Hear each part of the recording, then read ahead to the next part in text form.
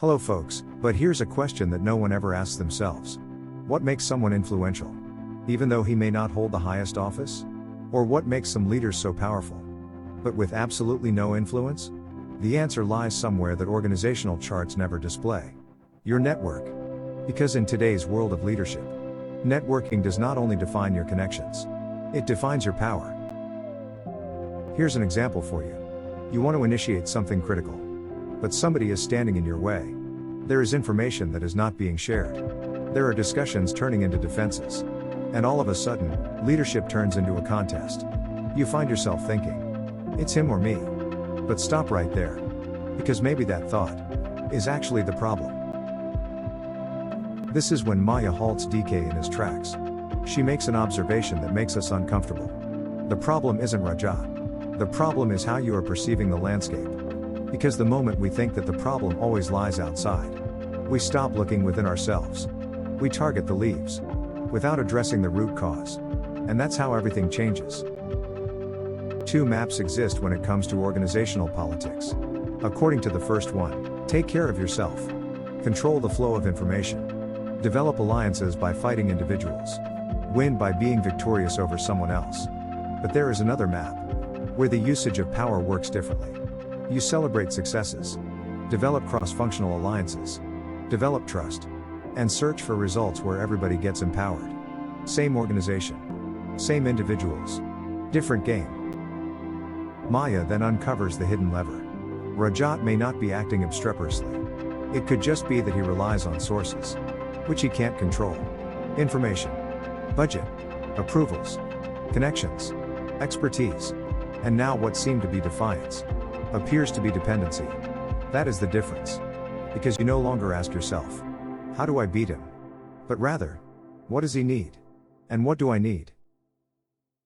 This is where it becomes interesting. People usually believe that leadership involves controlling those who are under you. However, influence goes everywhere, down, across, and even up.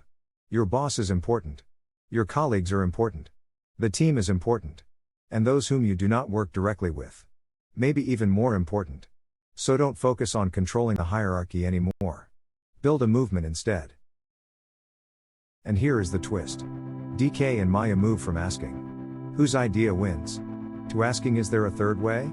There is a solution for the sustainable supply chain. There is a solution for ensuring Q4 growth. And there is a solution for cutting cost. Then why pick just one? Why? Because there are times when the solution is not yours. And it is not mine. It is a higher solution. But without a sound strategy, it's useless to sit behind closed doors. And so DK begins walking the corridors. Number 1. Seek first to understand. Diagnose before you prescribe. Number 2. Do things to make deposits rather than withdrawals. Respect, courtesy, clarity. Trust is earned long before it's required. And number 3. The velvet hammer. Care enough. But don't be afraid to speak up about difficult matters. When there is a lot of trust, there is no reason to defend yourself against every interaction. But something totally unexpected happens. Finance sees the figures. Operations sees the potential. Maya's model doesn't only support the sustainability project. It saves the company from failure. The dialogue is different now. Nobody is asking, who wins? They are asking, what works? And that is where influence turns into leadership. And now, there is the last lesson. Your title might be exactly the same that you had 1 month back. Same desk. Same organization. Same hierarchy. But nothing could be any different for you. Just because the circle of influence of yours has become larger. You stopped fretting over everything you could not control. And started working on the things which you could. You made your alliances. You changed the dialogues. You changed the map. And finally, the landscape too changed. Leadership that is real does not mean having more power. It means knowing what you should do with the power you already possess. But there's more. Because what follows takes things to a whole new level. What happens when your network becomes your best asset? However, understanding the notion of win-win is not difficult. The challenge lies in the case of conflicting interests. Are you capable of having the courage to say what needs to be said, while maintaining the relationship? Are you capable of taking into account the needs of the other person, while keeping your own in mind? That is the key. Win-win leadership does not mean being soft. Win-win leadership means having courage and consideration in tandem. You work for mutual gains. You make agreements. Eventually, you do not solve each conflict individually. You build a system that works for everyone. There is one more lesson to be learned. Leadership doesn't apply only to those who work for you. At times, the one who needs to be influenced is actually your boss. Your senior stakeholder. Your decision maker. You might not have any power over him/her. However, you can still lead up through credibility, empathy, political intelligence, coalition building, and responsible leadership. Since the objective isn't power, but influencing to create better results, and to do it in a way that improves relations at the same time.